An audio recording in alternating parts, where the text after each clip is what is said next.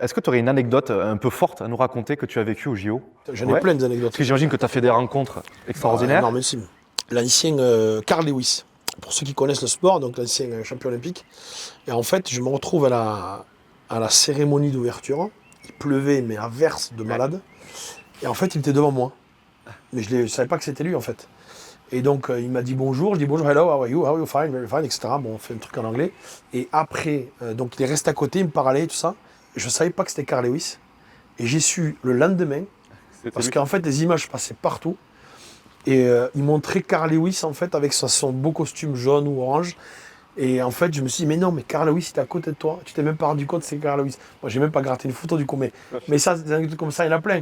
Ou quand je vois Snoop Doggy Dogg, tu vois, pour moi, Snoop Doggy Dogg, j'étais en tribune et j'avais Snoop Doggy Dogg à côté de moi et ça me fait bizarre. Ça, c'est des anecdotes plutôt croustillantes de choses. T'as pu le rencontrer? Je l'ai salué, mais j'ai pas fait plus. Mais je l'ai vu, oui, je l'ai vu.